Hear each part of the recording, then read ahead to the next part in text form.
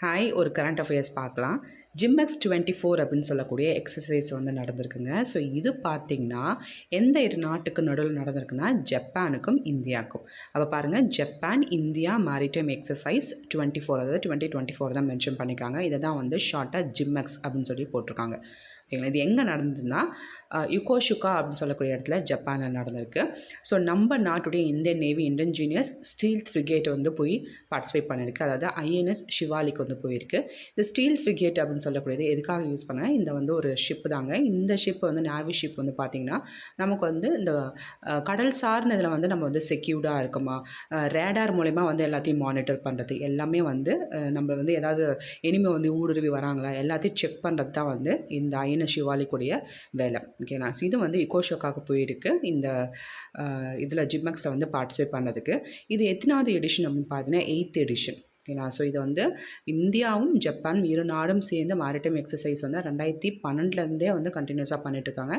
இது வந்து 8th edition. So இதான் வந்து பிக்சர் பாருங்கள். ஐஎன்எஸ் ஷிவாலிக் வந்து ஜப்பானுக்கு போயிருக்கு.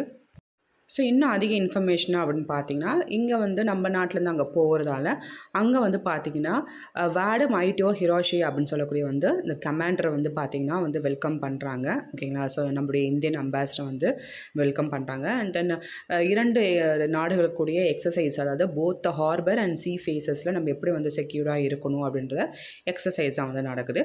ஸோ இதில் வந்து அவங்க வந்து ப்ரொஃபஷ்னலாக என்னெல்லாம் வந்து நம்ம ப்ராக்டிஸ் பண்ணணும், ஸோ எல்லாமே வந்து அவங்க வந்து டிஸ்கஸ் பண்ணுவாங்க.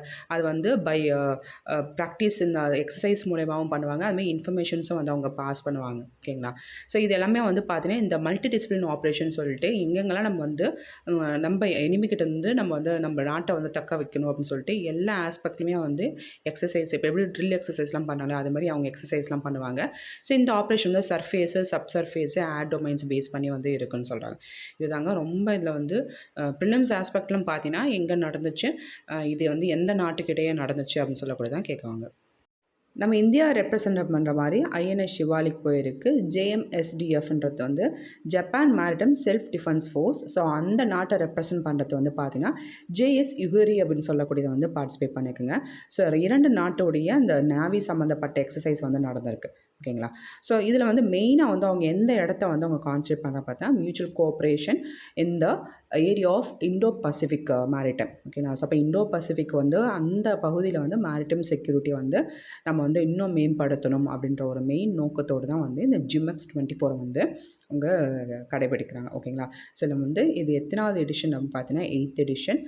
2012 நடந்திருக்கு. ஸோ எந்தெந்த ஷிப் வந்து பார்ட்டிசிபேட் பண்ணியிருக்குன்னு பார்த்துக்கோங்க. அதே மாதிரி இந்தியாவும் ஜப்பானும் பார்த்து இன்னும் நிறைய எக்ஸசைஸ் வந்து பண்ணியிருக்கு. ஸோ அதோடைய பெயர்கள்லாம் ஞாபகம் வச்சுக்கோங்க. மலபார் எக்ஸசைஸ் வந்து பார்த்தீங்கன்னா naval exercise, Veer Guardian Shinyuu Maitri அப்படின்னு சொல்லக்கூடியது ஏர்ஃபோர்ஸ் எக்ஸசைஸ், தர்மா கார்டியன் அப்படின்னு சொல்லக்கூடியது ஆர்மி எக்ஸசைஸ். ஓகேங்களா. ஸோ இதை மேபி கேட்கலாம், தர்மா கார்டியன் சொல்லக்கூடிய எக்ஸசைஸ் வந்து எந்த 2 நாட்டுக்கிடையே நடந்தது, இல்லை அது எதுக்கு பர்டிகுலராக ஆர்மி, ஏர்ஃபோர்ஸ், இல்லை நேவல் எக்ஸசைஸ், இல்லை மேரிடைம் எக்ஸசைஸும் கூட கேட்க வாய்ப்பு இருக்குது. ஸோ இதையும் நோட் பண்ணிக்கோங்க. ஸோ நெக்ஸ்ட் வீடியோவில் பார்ப்போம். தேங்க்யூ.